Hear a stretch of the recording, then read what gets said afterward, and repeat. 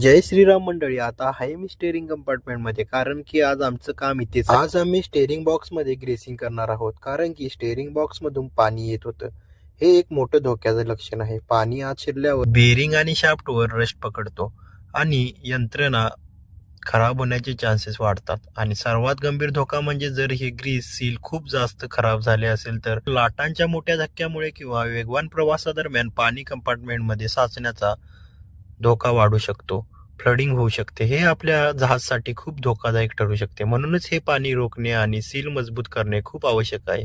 चला तर मंडळी, आपण या महत्त्वाच्या कामाला सुरुवात करूया. आता आपण प्रत्यक्ष ग्रीसिंग प्रक्रियेला सुरुवात करूया. आम्ही इथे ग्रीस गन नाही तर न्यूमॅटिक ग्रीस पंपचा वापर करणार आहोत, ज्यामुळे काम अधिक प्रभावितपणे होते. सर्वात आधी मी या पंपला मोठ्या ग्रीसच्या बकेटमध्ये टाकून सेटअप केलेला आहे आणि एअर कंप्रेसरची हवा मी त्याला जोडून घेतलेली आहे. स्टेअरिंग बॉक्स मध्ये ग्रीस भरण्यासाठीचा बिंदू म्हणजे हा छोटासा ग्रीस निप्पल.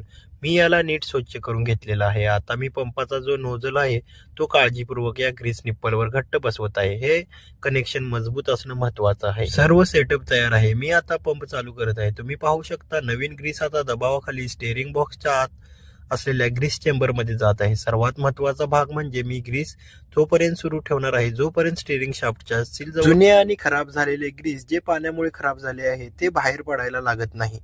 बघा, हे जुने काळसर झालेले आणि पातळ झालेले ग्रीस बाहेर येत आहे. याचा अर्थ आता आतील ग्रीस चेंबर जुन्या ग्रीसने पर्ज झाला असून पूर्णपणे नवीन ग्रीसने भरला गेला आहे.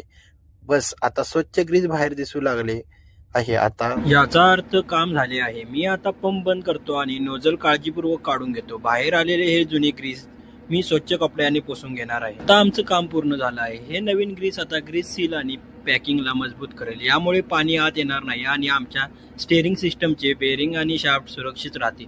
हे काम वेळेवर केल्यामुळे आम्ही केवळ गंजण्यापासून बचाव केला नाही तर कंपार्टमेंटमध्ये पाणी साचण्याचा मोठा धोकाही टळला आहे. आमचा स्टेअरिंग बॉक्स आता पुढील प्रवासासाठी पूर्ण सुरक्षित आहे. तर मंडळी, भेटूया पुढच्या ब्लॉगमध्ये. धन्यवाद आणि जय श्रीराम.